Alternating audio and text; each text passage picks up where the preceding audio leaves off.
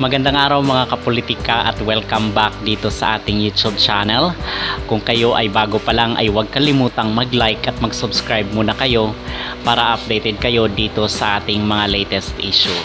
So mga kapolitika, meron po tayong breaking news today at ating pag-uusapan sa ngayon itong pagkapanalo ng Team Alas dito sa nagaganap na CV League. At ang sabi nga dito sa post ay historical daw itong pagkapanalo ng Team Alas bilang bronze medalist dito sa ginaganap na CV League sa Vietnam.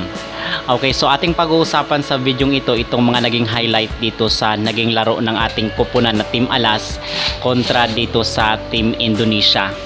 At atin rin pag-uusapan itong pagkukumpara daw ng ating national team dito sa kupunan nila Alyssa Valdez dati. Ating pag-uusapan sino nga ba yung mas magaling na national team. Ito bang national team na binuo ni Coach Jorge De Brito or itong national team nila Alyssa Valdez dati? Okay, so ito yung ating pag-uusapan. But before that mga kapolitika, atin munang tatalakayin ano ba yung mga naging highlight dito. Paano natin nasungkit yung bronze medal dito sa ginaganap na CV League, kasi obviously apat lang na team ito. Itong Thailand at itong Vietnam at itong Indonesia at Pilipinas. So obviously hindi natin matatalo yung dalawang team na Thailand at Vietnam, kasi obviously is kailangan talaga pa rin mag-improve at mag-level up yung ating national team. But dito sa Indonesia, most especially ngayon na wala na itong kanilang star player na si Manganang, ay kayang-kaya na po nating talunin itong Team Indonesia. Actually doon nga sa ABC Cup ay naka one set lang din itong Team Indonesia, even though hindi yon ang national team nila talaga. Okay, actually mga rookies daw yon. So dito sa ginanap na CV League ay mga national players na daw ito ng Team Vietnam. But tingnan nyo naman mga kapolitika, na ipanalo po ng ating kupunan ang laban kontra dito sa Team Indonesia. At ito po yung naging official score kanina, 25-23, 15-25, 25-23 at 25-21, at panalo po yung ating Team Alas. So gusto ko lang i-highlight dito yung naging contribution nila Sisi Rondina, kasi doon sa mga previous na match ng Team Alas ay hindi nga nabigyan ng chance na mababad sa loob ng court itong Sisi Rondina. But dahil siguro sa public demand ay ibinabad na ni Coach Jorge De Brito itong si Sisi Rondina dito sa laban kontra sa Indonesia. So maganda yung naging contribution ni Rondina, at the same time itong kila Ea Laure at kay Alyssa Solomon, at the same time itong middle blocker. So in other words, talagang teamwork yung nangyari dito sa sagupaan ng Team Indonesia at Team Alas.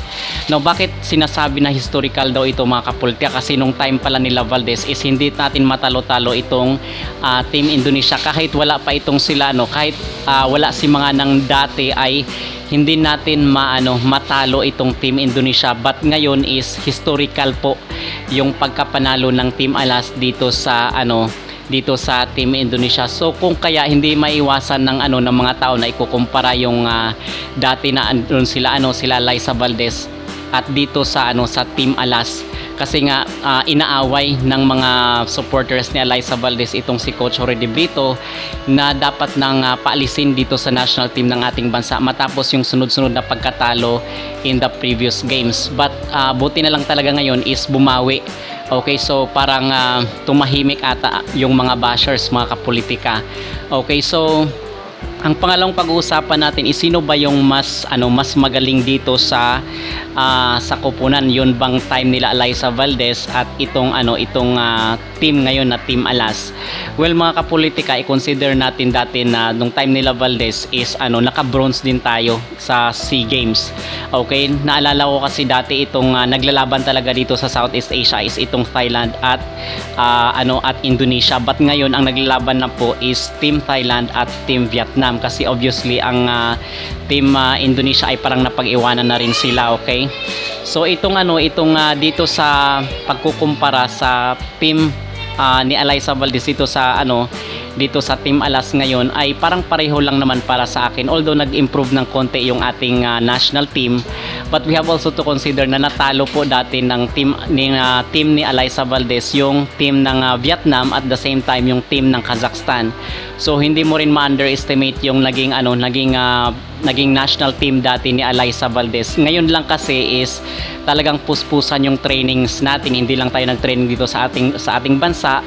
In fact, less than a month nga nag-training tayo doon sa Japan. So malaki rin ang naging ambag dito sa improvement ng ating national team, at kinausap rin ng mga international coach yung ating team Alas. Ano ba yung mga nakikita na pagkukulang at yung mga nakikita na pag-improve. Okay, so para sa akin is yes, merong konting improvement, but sa sinasabi nga natin is hindi rin natin ma-underestimate yung time na na nasa national team pa itong si Alyssa Valdez. At mga kapolitika, dito is dapat maging happy na lang tayo, matutuwa lang tayo sa pagpanalo ng ating Team Alas. Kumbaga bumabalik yung era dati na nananalo tayo ng bronze medal dito sa against dito sa mga Southeast Asian countries. Okay?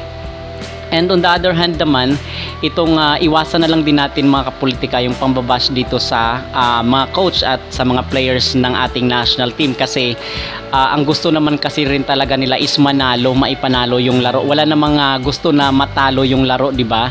Okay, so yun ang ating point dito, bakit natin ginagawan rin ito ng explanation at the same time ng ating personal opinion. Ano ba yung masasabi natin dito sa naging laro? And on the other hand, dito sa team naman ng Vietnam, sa side ng Indonesia, ang nakikita ko na pagkukulang at malaking loophole talaga sa kanila is humina na rin talaga yung kailang opensa. Kumbaga wala silang mabalasan na player na kung saan is consistent. Okay, at nakita nga natin doon, grabe rin yung blockings ng Team Alas, kung kaya hindi nga makausad-usad itong Team Vietnam.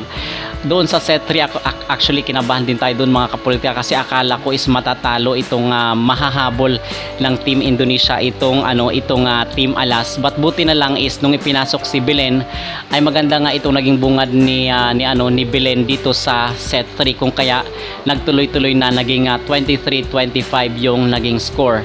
At dito naman sa set 4 ay sinubukan ring habulin ng Team Indonesia yung ating Team Alas, but unfortunately hindi po nila nakaya. Okay, so magandang magandang improvement at magandang progress rin ito dito sa ating national team. At nakita ko rin pala update dito kay Gemma Bagalan sa mga kapolitika. Andun lang siya sa bench, ginawa na lang siyang talagang cheerleader. Nakakaawa itong si Gemma Bagalan. Sana man lang is sa mga susunod na match ay subukan itong si Gemma Galanza, kasi yung mga supporters niya ay hinahanap saan na nga ba si Gemma Galanza at bakit hindi siya pinapalaro nitong coach.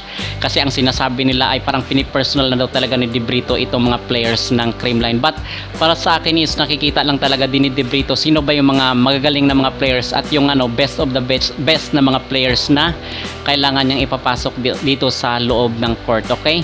So kayo mga kapolitika, ano ang yung masasabi dito sa naging laro ng Team Indonesia versus dito sa Team Alas? At ano rin yung masasabi na pagkukumpara dito na sinasabi nila mas magaling na daw ngayon yung national team ng ating bansa kumpara doon sa national team sa panahon ni Alyssa Valdez? Mag-comment down below mga kapolitika, at huwag kalimutang mag-like at mag-subscribe na rin kayo dito sa ating YouTube channel para updated kayo dito sa ating mga latest issue.